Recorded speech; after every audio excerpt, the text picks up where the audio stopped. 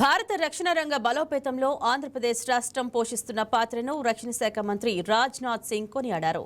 Visakhapatnam naval డాక్యార్డ్లో అత్యాధునిక యుద్ధ నౌక ఐఎన్ఎస్ మహేంద్రగిరి కమిషనింగ్ వేడుకకు ఆయన ముఖ్య అతిథిగా హాజరయ్యారు.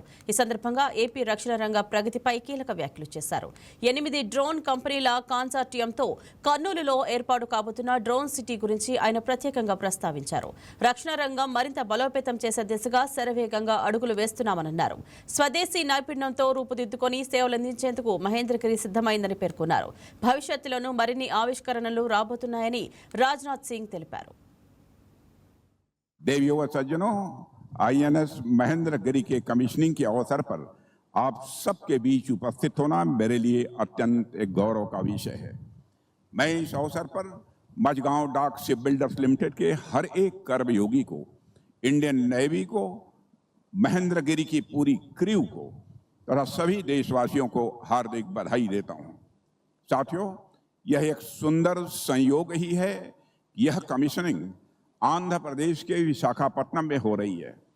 विशाखापट्टनम हमारी ईस्टर्न नेवल कमांड का मुख्यालय तो है ही, साथ ही भारत की समुद्री शक्ति के सबसे स्ट्रांग पिलर्स में से एक है। और सिर्फ विशाखापट्टनम ही नहीं, बल्कि पूरा आंध्र प्रदेश अपने आप में प्राइड एंड वेलर की भूमि रहा है। आज भी आंध्र प्रदेश अपनी लीगेसी को बरकरार रखे हुए है। आंध्र प्रदेश आज भारत की डिफेंस एवं एरोस्पेस मैन्युफैक्चरिंग का एक नया पावर हाउस बनकर उभरा है। अभी कुछ ही सप्ताह पहले मुझे आंध्र प्रदेश के मुख्यमंत्री श्री चंद्रबाबू नायडू जी के साथ इसी राज्य में प्रोजेक्ट्स की एक ऐसी सीरीज की नींव रखने का सौभाग्य मिला जो आने वाले दशकों में भारत की तस्वीर बदल देगी।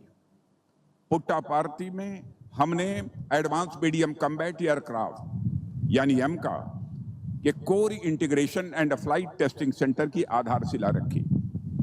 एमका भारत का अपना 5th जनरेशन फाइटर एयरक्राफ्ट है, जिसके पास पलक झपटे ही शत्रु का विनाश कर देने की पूरी क्षमता होगी।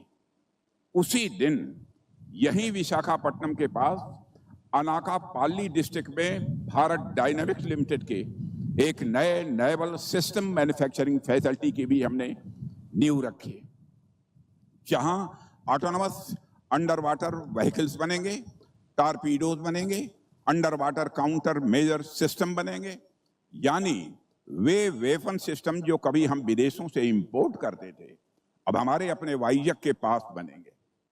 देवियों व सज्जनों, और मैंने उस समय कुर्नूल में 8 ड्रोन कंपनीज के एक कंसोर्शियम द्वारा एक ड्रोन सिटी की स्थापना की भी बात की थी।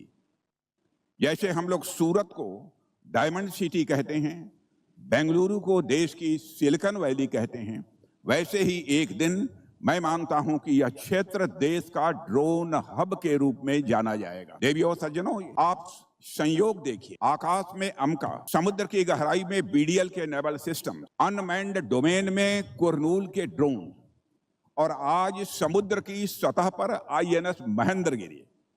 यानी कि आज आंध्र प्रदेश हवा, पानी, जमीन